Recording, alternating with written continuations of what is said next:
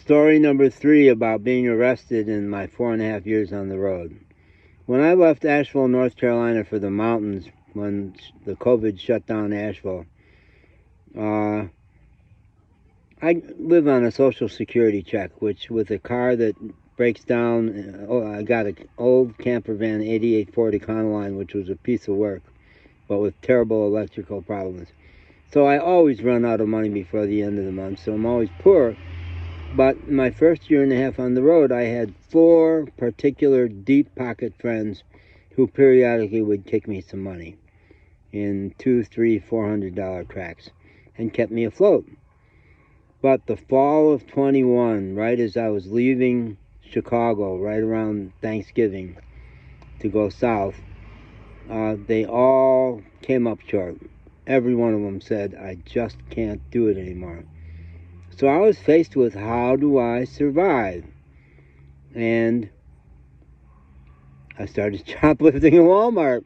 Yeah, I said at one point, I'm going to write DIY videos when I get to Mexico and put them up on YouTube about how to shoplift from Walmart. Because I'd come out of there with $100, $200, $300, $400 worth of stuff. And I got really, really good at it. I made videos where I'd line up everything I had gotten out of the Walmart. Well, another stupid bonehead move, I had done that at a Walmart and hung out. It was a spot in Port Isabel, Texas, where I had parked a lot, and my dog loved that spot.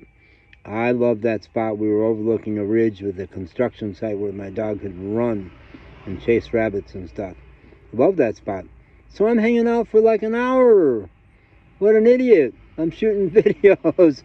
I did a video review of the BetterHelp therapy system, which I'm a clinical psychologist, and I blasted. And then the security guy from Walmart shows up with a cop and says, what'd you take? Let's see what you got. And on some of the stuff I really wanted, so the stuff I really liked, I didn't give back. He said, that's it? Yeah, I think so, officer. But then he cuffed me and took me to jail. And I spent 8 hours in the Port Isabel jail. It was like solitary confinement. I was alone in the cell, couldn't see the other inmates. We would talk with each other a bit. But I'm a big dancer, and I like to say that I'm Mr. Bojangles' white son. So I sang that song and danced in my cell to keep myself occupied. When the magistrate finally came in about 11 o'clock at night, he was this very dignified Latino guy, because South Texas, the Rio Grande Valley, is 90% Latino. And he says to me, you've got no money. Why should I let you out on bail? You're just going to run to Mexico. And I told him what was the truth for me at the time, which was, no, Your Honor, I want to be able to come back to the U.S. I'm not going to do something crazy like that. So he let me go. I ended up doing exactly that.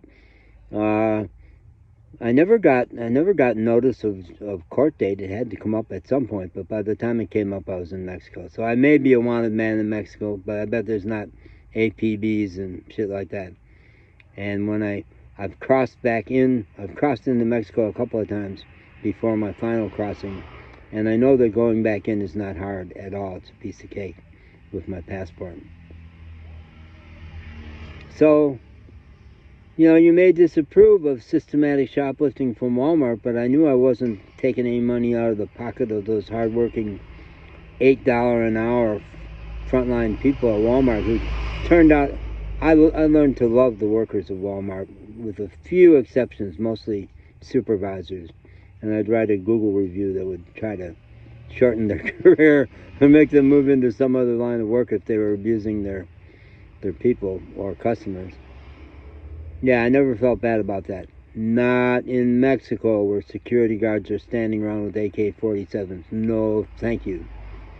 And I regret it. I regret it every day when I'm hungry and need a new shirt. Oh, shit. What about the glory days of Walmart? Okay, that's number 3.